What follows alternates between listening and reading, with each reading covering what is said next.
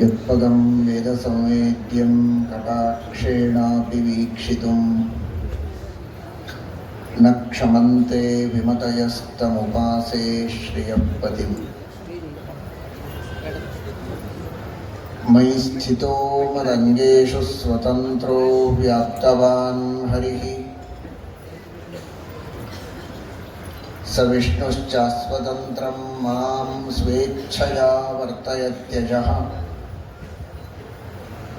ಸ್ವಾತ್ಮನಸ್ತಸ್ಯ ಪೂಜಾಸ್ಯುಃ ಮನೋ ವಾಕ್ಕಾಯವೃತ್ತಯಃ ಮಮೈತಾಃ ಇತಿ ಕರ್ತಾರಂ ಉದ್ದೇಶ್ಯಂ ಚ ಹರಿಂ ಸ್ಮರೇತ್.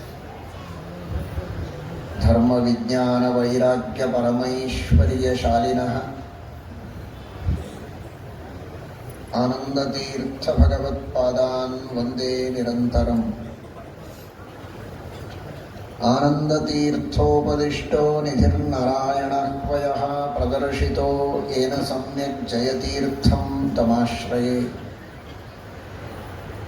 ನೌಮಿನ್ಯಾಯ ಸುಧಾದಿಕೃಜ್ಜಯಮುನೀನ್ ಶ್ರೀಪಾದರಾಟ್ಸನ್ಮಣೀನ್ ವ್ಯಾಸಾರ್ಯಾನ್ ವಿವಿಧಾಗಮಬ್ಧಿವಿಹರಾನ್ ಶ್ರೀವಾದಿರಾಜಾನಪಿ ವಂದೇ ಹಂಸವರಾನ್ ರಘುತ್ತಮಗುರೂನ್ ವೈದಗ್ಧ್ಯವರಾನ್ನಿಧೀನ್ ಶ್ರೀ ಸತ್ಯವ್ರತ ರಾಘವೇಂದ್ರ ಮುನಿಪಾನ್ ಸದ್ಬೋಧ ಸತ್ಯಾನಪಾನ್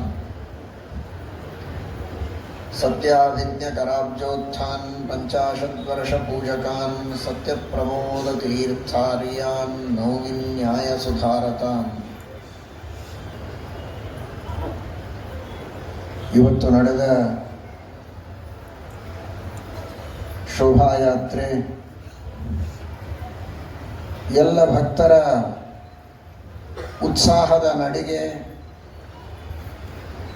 ಇದೆಲ್ಲವೂ ಕೇವಲ ಒಂದು ಉತ್ಸವದ ಉತ್ಸಾಹದಿಂದ ಮಾಡಿದ್ದಲ್ಲ.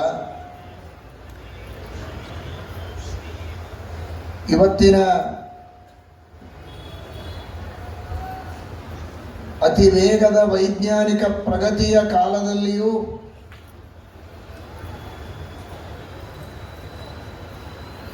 AI ಮಧ್ಯದೊಳಗೆ ಎಲ್ಲರೂ ಇದ್ದಾಗಲೂ ವಿವಿಧ ವಿಚಿತ್ರವಾದಂತಹ ವೈಜ್ಞಾನಿಕವಾದ ಆವಿಷ್ಕಾರಗಳು ನಾಗಾಲೋಟದಿಂದ ಸಾಗಿದ್ದರೂ ಈ ಮಧ್ಯದಲ್ಲಿಯೂ ಸನಾತನ ಧರ್ಮದ ಹಿರಿಮೆ ಗರಿಮೆ ಇವುಗಳು ಯಾವತ್ತೂ ಕಡಿಮೆಯಾಗೋದಿಲ್ಲ, ಇನ್ನೂ ಉಚ್ಛ್ರಾಯದ ಸ್ಥಿತಿಗೆ ಹೋಗುತ್ತೆ ಎನ್ನುವುದನ್ನು ಸಾರುವುದಕ್ಕೆ ಈ ಶೋಭಾಯಾತ್ರೆ.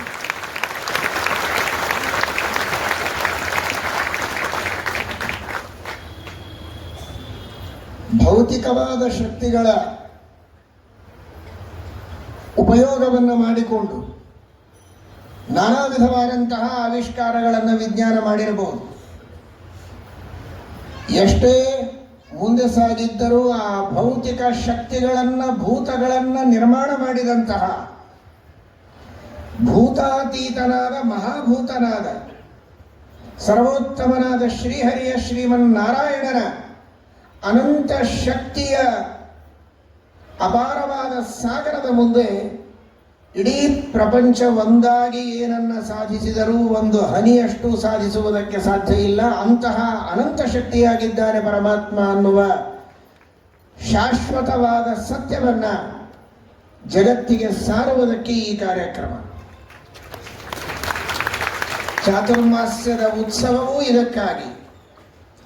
ಇಲ್ಲಿ ನಡೆಯುವ ಅನ್ನದಾನ, ಜ್ಞಾನದಾನ ಎಲ್ಲದರ ಗುರಿಯೂ ಒಂದೇ, ಅದು ಧರ್ಮೋ ರಕ್ಷಿತಿ ರಕ್ಷಿತಃ. ಸರ್ವೋತ್ತಮನಾದಂತಹ ಶ್ರೀಹರಿ ಶ್ರೀಮನ್ನಾರಾಯಣ ಅವನೇ ನಿಜವಾದ ಧರ್ಮ. ಧಾರಕತ್ವಾದ್ ಧರ್ಮ, ಇಡೀ ಜಗತ್ತಿನ ಧಾರಣೆಯನ್ನು ಮಾಡುವಂತಹ ಜಗತ್ತಿನ ಅಂತಃಸತ್ವ ಅದು ಭಗವಂತ ನಾರಾಯಣ.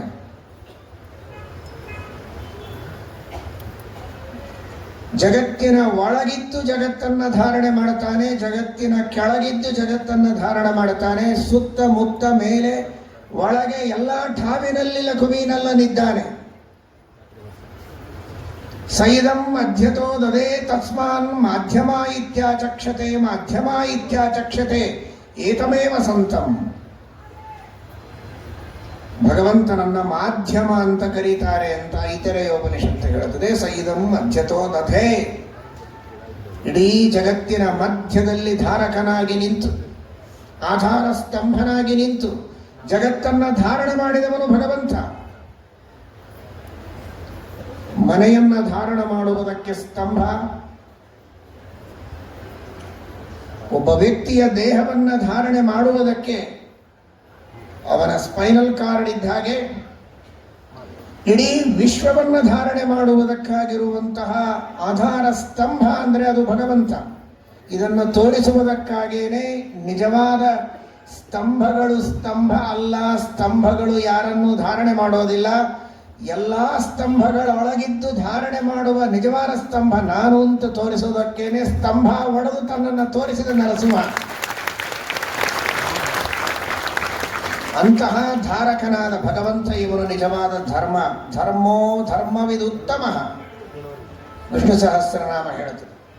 ಅಂತಹ ಧರ್ಮನಾದ ಭಗವಂತ, ಧಾರಕನಾದಂತಹ ಪರಮಾತ್ಮ ಇಡೀ ಜಗತ್ತಿನ ಸೃಷ್ಟಿಯನ್ನ ಮಾಡಿ ಜಗತ್ತಿನಲ್ಲಿ ಸತ್ವವನ್ನು ತುಂಬಿದವ, ಶಕ್ತಿಗಳನ್ನು ತುಂಬಿದವ. ಒಂದೊಂದು ಆಟಮಿನಲ್ಲಿರುವಂತಹ ಅದ್ಭುತವಾದ ಶಕ್ತಿಯನ್ನ ಇವತ್ತು ಉಪಯೋಗಿಸಿ ಎಷ್ಟು ಲಾಭಗಳನ್ನು ಮಾಡಿಕೊಳ್ತಾ ಇದ್ದಾರೆ ಎನ್ನುವುದನ್ನು ನೀವೆಲ್ಲ ತಿಳಿದಿದ್ದೀರಿ. ಜಗತ್ತಿಗೆ ಬೇಕಾದಂತಹ ಸಾಕಷ್ಟು ಅನುಕೂಲತೆಗಳನ್ನು ಒದಗಿಸಬಹುದು. ದ್ರೋಹಿಗಳನ್ನು, ದುಷ್ಟಶಕ್ತಿಗಳನ್ನು ನಾಶ ಮಾಡುವುದಕ್ಕೂ ಆ ಐಟಮ್ ಅನ್ನು ಉಪಯೋಗಿಸಬಹುದು. ಜಗತ್ತಿನ ರಕ್ಷಣೆಗೂ ಪುಷ್ಟಿಗೂ ಉಪಯೋಗಿಸಬಹುದು. ಒಂದೊಂದು ಸಣ್ಣ ಅಣುವಿನಲ್ಲಿ ಅಂತಹ ಶಕ್ತಿಯನ್ನ ಇಟ್ಟ ಅಣೋರಣೀಯನ ಮಹತೋ ಮಹೀಯನ, ಅಣೋರಣೀಯಾನ್ ಮಹತೋ ಮಹೀಯಾನ್ ಎಂಬ ಉಪನಿಷತ್ತಿನ ವಚನದಂತೆ ಅಣುವಿನಲ್ಲಿಯೂ ಅಣುವಾಗಿ ಇದ್ದು, ಮಹತ್ತಾದ ವಸ್ತುವಿನಲ್ಲಿ ಮಹತ್ತಾಗಿ ಇದ್ದು, ಎಲ್ಲ ಜೀವನ ಸ್ವರೂಪವನ್ನು ಅನಾದಿ ಕಾಲದಿಂದ ನೇಮನ ಮಾಡುವಂತಹ, ಎಲ್ಲ ಜೀವನ ಮನಸ್ಸು, ಇಂದ್ರಿಯಗಳು, ಅವರ ಶರೀರಗಳನ್ನು ಸೃಷ್ಟಿ ಮಾಡಿ ಪರಮಾನುಗ್ರಹದಿಂದ ಅವರವರ ಸಾಧನೆಯನ್ನು ಮಾಡಿಸಿ ಪರಮ ಸುಖದ ದಾರಿಯಲ್ಲಿ ಕೈ ಹಿಡಿದು ನಡೆಸಿಕೊಂಡು ಹೋಗುವಂತಹ ಆ ಭಗವಂತನ ಪಾರಮ್ಯವನ್ನು, ಅವನ ಉಪಕಾರವನ್ನು ತಿಳಿದು ನಮ್ಮೆಲ್ಲರ ನಿಜವಾದ ಗುರಿ ಏನು ಅನ್ನುವುದನ್ನು ಚೆನ್ನಾಗಿ ತಿಳಿದುಕೊಂಡು ಆ ದಾರಿಯಲ್ಲಿ ನಡೆದ ಸಜ್ಜನರೇ ಇನ್ನಷ್ಟು ಉತ್ಸಾಹದಿಂದ, ಇನ್ನೂ ವೇಗದಿಂದ, ಇನ್ನೂ ಹೆಚ್ಚಿನ ಸಾಧನೆಯನ್ನು ಮಾಡುವುದಕ್ಕಾಗಿ ಪ್ರಯತ್ನ ಮಾಡಬೇಕಾಗಿದೆ. ಅದಕ್ಕಾಗಿ ಈ ಚಾತುರ್ಮಾಸ್ಯದ ಉತ್ಸವ ವೈಯಕ್ತಿಕವಾದ ಉತ್ಸವ ಅಲ್ಲ, ವ್ಯಕ್ತಿಗತವಾದ ವೈಭವೀಕರಣವೂ ಅಲ್ಲ. ಎಲ್ಲರೂ ಸೇರಿ ಮಾಡಬೇಕಾದ ಸಾಧನೆ ಇದೆ. ಗುರಿಯನ್ನು ತಲುಪಬೇಕಾಗಿದೆ. ಗುರಿಗೆ ಬೆನ್ನು ಮಾಡಿ ವಿರುದ್ಧ ದಿಕ್ಕಿಗೆ ನಡೆಯುವ ಪ್ರಯಾಸ ಬೇಡ. ಗುರಿಯತ್ತ ನಡೆಯೋಣ. ಸಾವಧಾನವಾಗಿ ನಡೆದರೂ ಒಂದು ದಿನ ಗುರಿಯನ್ನು ತಲುಪಬಹುದು. ವಿರುದ್ಧ ದಿಕ್ಕಿಗೆ ನಡೆಯುವುದು ಬೇಡ. ಆ ಭಗವತ್ ತತ್ವವನ್ನು ತಿಳಿಯುವ ಪ್ರಯತ್ನವನ್ನು ಮಾಡೋಣ.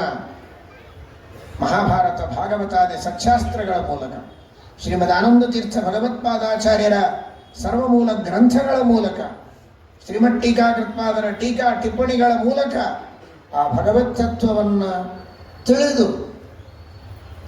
ಧರ್ಮದ ಅನುಷ್ಠಾನವನ್ನು ಮಾಡಿ ನಮ್ಮನ್ನು ನಾವು ಉನ್ನತ ಮಟ್ಟಕ್ಕೆ ಏರಿಸಿಕೊಳ್ಳುವ ಪ್ರಯತ್ನ. ಉಚ್ಚೈರ್ಗತಿರ್ಜಗತಿ ಸಿದ್ಧ್ಯತಿ ಧರ್ಮತಶ್ಚೇತ್. ಉನ್ನತವಾದ ಸ್ಥಾನಮಾನಗಳು ಇಹಲೋಕದಲ್ಲಿ, ಪರಲೋಕದಲ್ಲಿ, ಜನ್ಮಾಂತರದಲ್ಲಿ ಸಿಗಬೇಕು ಅಂದರೆ ಅದು ಧರ್ಮದಿಂದ ಮಾತ್ರ, ಹಣದಿಂದ ಅಲ್ಲ. ಹಣದಿಂದ ಸಾಕಷ್ಟು ಸಾಧನ ಸಲಕರಣೆಗಳನ್ನು ನಾವು ಪಡೆಯಬಹುದು. ಶಾಂತಿ ಸಮಾಧಾನಗಳನ್ನು ಪಡೆಯುವುದು ಮಾತ್ರ ಧರ್ಮದಿಂದ ಮಾತ್ರ ಸಾಧ್ಯ. ಲೌಕಿಕವಾದ ವಿದ್ಯೆಯಿಂದ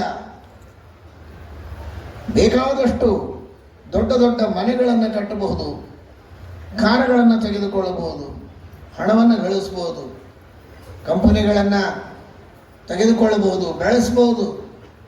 ಆದರೆ ಪ್ರೀತಿ, ಬಾಂಧವ್ಯ, ವಿಶ್ವಾಸ, ಆತ್ಮೀಯತೆ,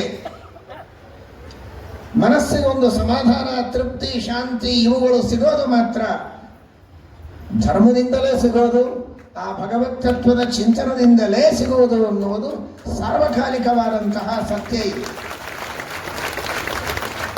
ನವಾರೇ ಪತ್ಯುಃ ಕಾಮಾಯ ಪತಿ ಪ್ರಿಯೋ ಭವತಿ ಆತ್ಮನಸ್ತು ಕಾಮಾಯ ಪತಿ ಪ್ರಿಯೋ ಭವತಿ. ನವಾರೇ ಛಾಯಾಯೈ ಕಾಮಾಯ ಛಾಯಾ ಪ್ರಿಯಾ ಭವತಿ ಆತ್ಮನಸ್ತು ಕಾಮಾಯ ಛಾಯಾ ಪ್ರಿಯಾ ಭವತಿ. ನವಾರೇ ಪುತ್ರಸ್ಯ ಕಾಮಾಯ ಪುತ್ರ ಪ್ರಿಯೋ ಭವತಿ ಆತ್ಮನಸ್ತು ಕಾಮಾಯ ಪುತ್ರ ಪ್ರಿಯೋ ಭವತಿ. ಬೃಹದಾರಣ್ಯಕ ಉಪನಿಷತ್ತಿನಲ್ಲಿ ಯಾಜ್ಞವಲ್ಕ್ಯರು ಮೈತ್ರೇಯಿಗೆ ಹೇಳುವಂತಹ ಮಾತು. ಆತ್ಮ ಮಾ ಅರೇ ದ್ರಷ್ಟವ್ಯ ಶ್ರೋತವ್ಯೋ ಮಂತವ್ಯೋ ನಿಧಿಧ್ಯಾಸಿತವ್ಯ. ಇವತ್ತು ಇಷ್ಟು ದೊಡ್ಡ ಸಂಖ್ಯೆಯಲ್ಲಿ ಭಕ್ತರು ಒಂದು ಮನಸ್ಸಿನಿಂದ ಒಂದು ಕಡೆಗೆ ಕುಳಿತು, ದೇಹದಿಂದ ಮಾತ್ರ ನೀವು ಒಂದು ಕಡೆಗೆ ಕುಳಿತಿಲ್ಲ, ನಿಮ್ಮೆಲ್ಲರ ಮನಸ್ಸು ಒಂದಾಗಿದೆ.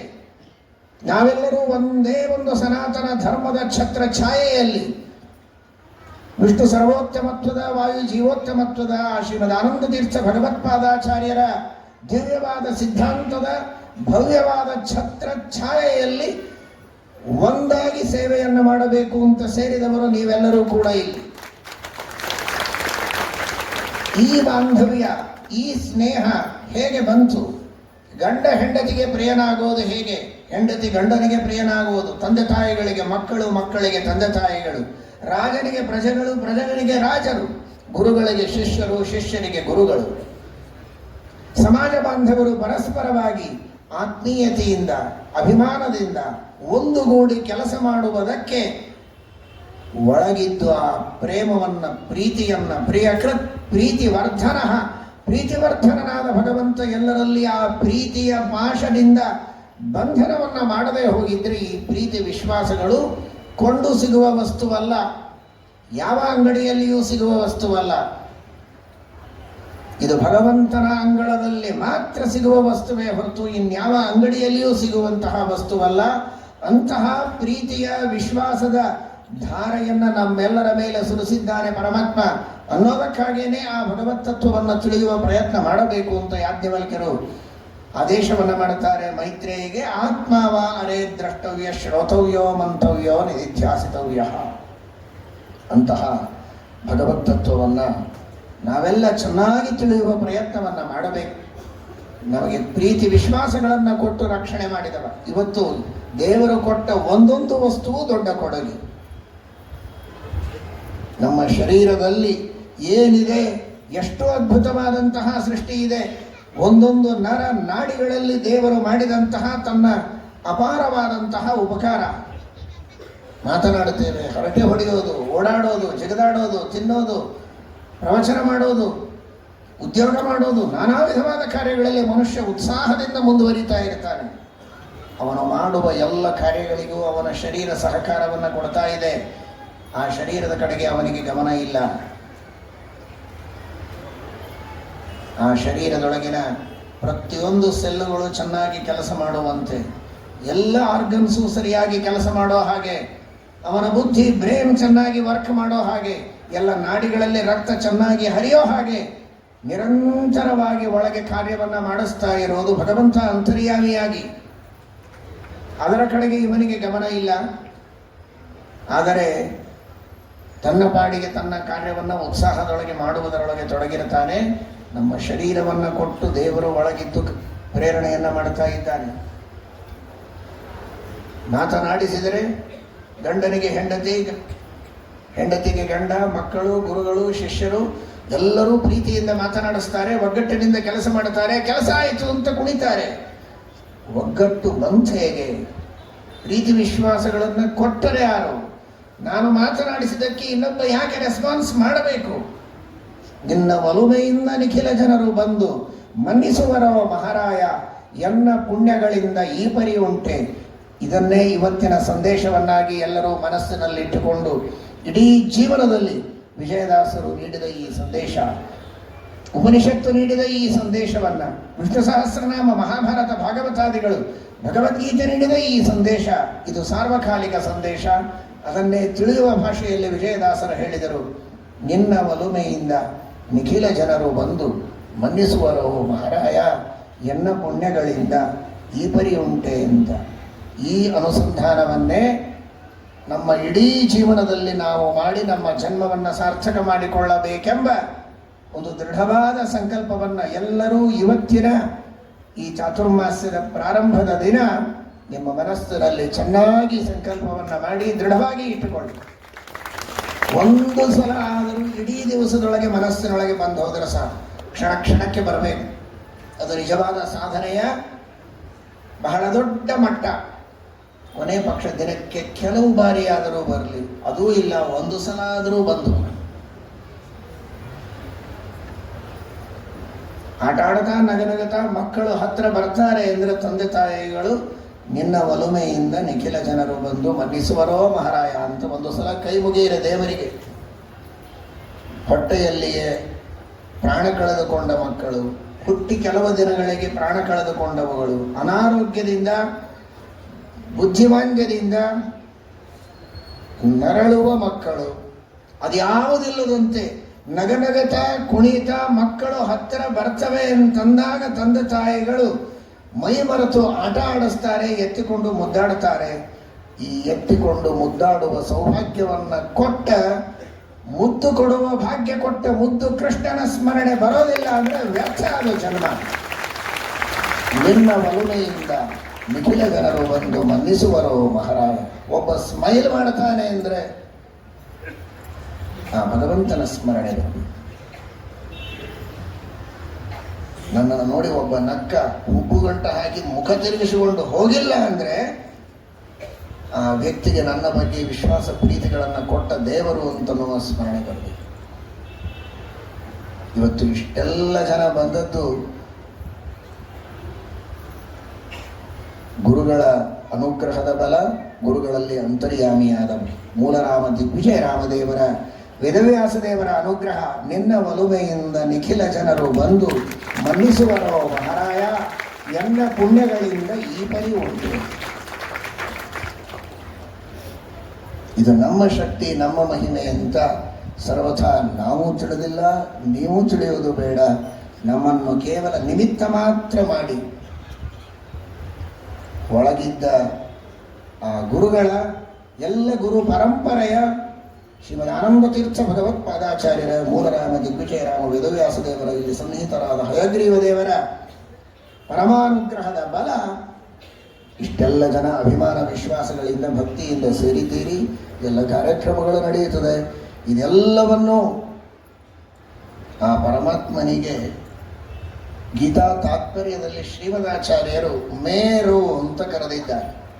ಈರ ಅಂದ್ರೆ ಪ್ರೇರಕ, ಮೇರ ಅಂದ್ರೆ ಯಾರಿಗೆ ಯಾರೂ ಪ್ರೇರಕರಿಲ್ಲ ಅಂತಹ ಸ್ವತಂತ್ರನಾದ ಪರಮಾತ್ಮನಿಗೆ ಮೇರ ಅಂತ ಕರಿಬೇಕು.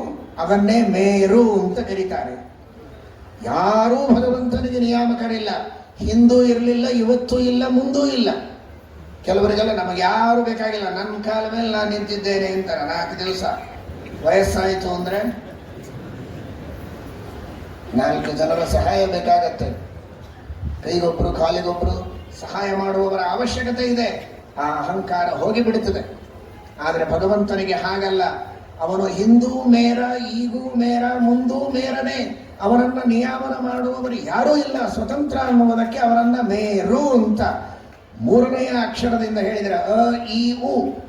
ಅ ಹೇಳಬೇಕಾದ ಸ್ಥಳದಲ್ಲಿ ಉ ಹೇಳಿದರೆ ಅದು ಸೂಪರ್ಲೇಟಿವ್ ಡಿಗ್ರಿ ಇದ್ದ ಹಾಗೆ. ಮೇರು ಅಂದರೆ ಪರಮಾತ್ಮನನ್ನ ಪ್ರೇರಣೆ ಮಾಡುವವರು ಯಾರೂ ಯಾವತ್ತಿಗೂ ಇಲ್ಲ ಅಂತ.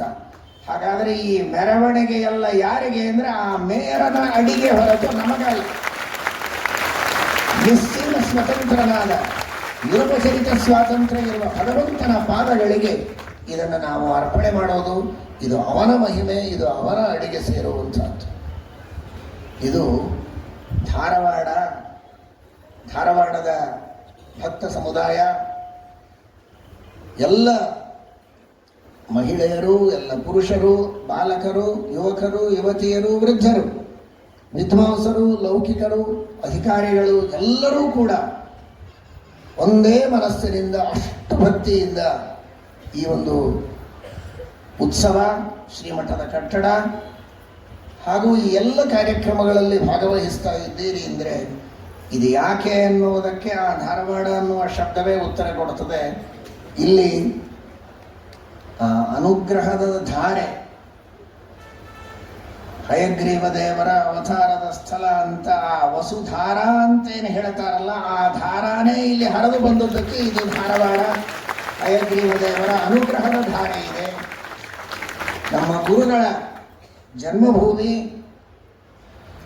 ಅವರು ಈ ಪವಿತ್ರವಾದ ನೆಲದಲ್ಲಿ ಅವತಾರವನ್ನು ಮಾಡಿ ನಮಗೆಲ್ಲ ಉದ್ಧಾರ ಮಾಡುವುದಕ್ಕಾಗಿ 50 ವರ್ಷಗಳವರೆಗೆ ವೇದಾಂತ ಸಾಮ್ರಾಜ್ಯವನ್ನು ಆಳಿ ಅವರೇನು ಅನುಗ್ರಹದ ಧಾರೆಯನ್ನು ಹರಿಸಿದ್ದಾರೆ. ಆ ಧಾರೆಯ ಕೆಳಗೆ ತ್ವೈದ ಭಕ್ತ ಸಮುದಾಯ ಈ ಧಾರವಾಡದಲ್ಲಿದೆ. ಆದ್ದರಿಂದ ಈ ಹೆಸರು ಧಾರವಾಡ ಸಾರ್ಥಕವಾಗತ್ತೆ.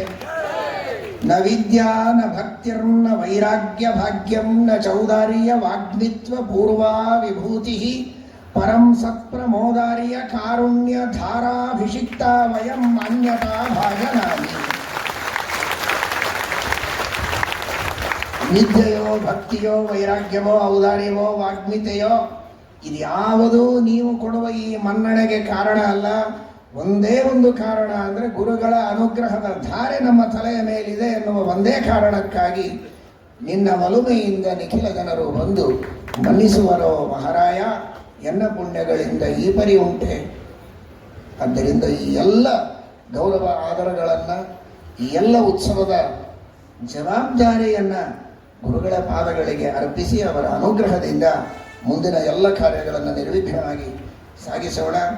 ಈ ಎಲ್ಲ ಸೇವೆಯನ್ನು ಮಾಡಿದಂತಹ ಊರಿನ ಸಕಲ ಭಗವದ್ಭಕ್ತರು, ಚಾತುರ್ಮಾಸ್ಯದ ಸೇವಾ ಸಮಿತಿಯ ಎಲ್ಲ ಸದಸ್ಯರು, ಇಲ್ಲಿ ಬಂದ ಅಧಿಕಾರಿ ವರ್ಗ ಎಲ್ಲರಿಗೂ ಕೂಡ ವಿಶೇಷವಾಗಿ ದೇವರು ಪರಮಾನುಗ್ರಹವನ್ನು ಮಾಡಲಿ ಎಂಬುದಾಗಿ ಪ್ರಾರ್ಥನೆಯನ್ನು ಮಾಡ್ತಾ ಇದ್ದೇವೆ. ಹರೇ ನಮಃ. ಶ್ರೀಕೃಷ್ಣ.